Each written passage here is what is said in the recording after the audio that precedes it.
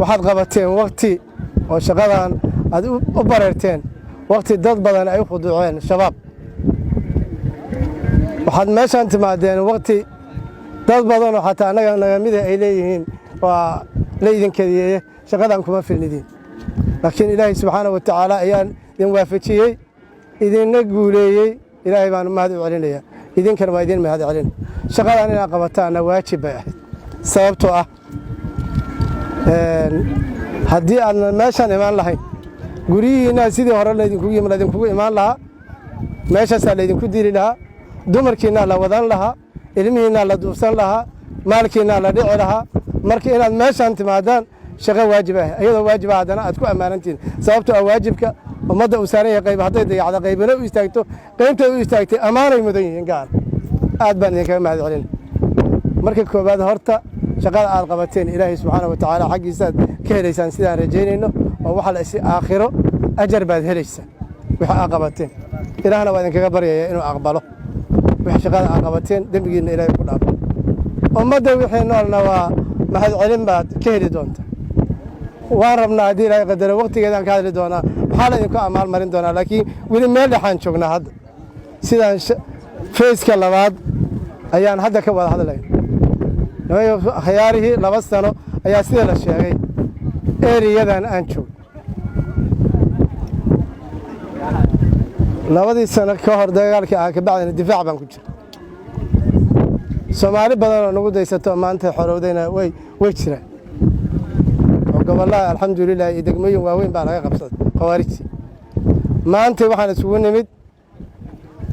waajibkii maanta madaxweynuhu uu nasiyey oo ahaa xaro dheere inaan qabanno ciidanka meeshaan jooga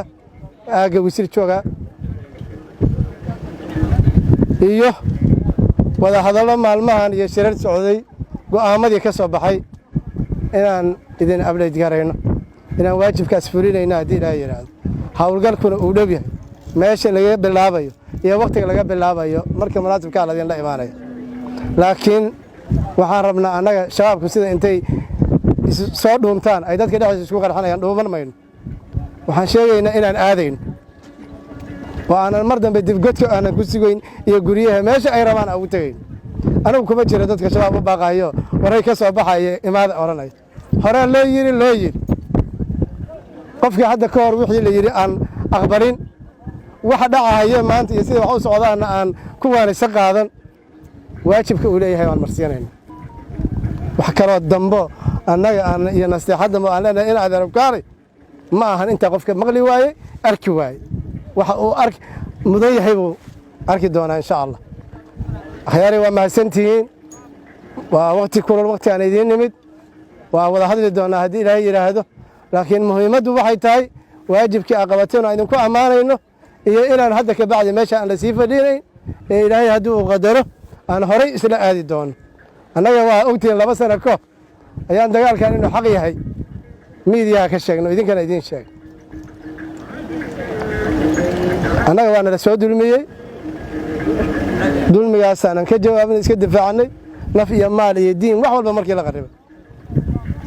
ودين للذين يقاتلون بأنهم ظلموا وأن الله على نصرهم لقدير إلهي قوشيسو إنه دو ذاي وسيدة شباب كوهن جبيانا وحا إساهينا هران اسوه الشيخنا وانا أركتان سبحان ما أنتي وركي آن شيخني وأنا نفسده ومركي آن شيخني أنا عديفد يدقدق أنا كستميني تأني يا كفيرسي بدن تعدل بدن أن كو إفتوني سمعنا نركي علماء الصومالية اللي شوك شيخاني دقال كينو حقي هاي دولة اللي قرب تستاهو أيوه شيء ما ركتين خوارج إليهم قرما شيخنا ما ينسى شيخنا سمعنا ما أنت صوماليا لو حيصير قاعدتي إلى خوارجهم سمعنا يا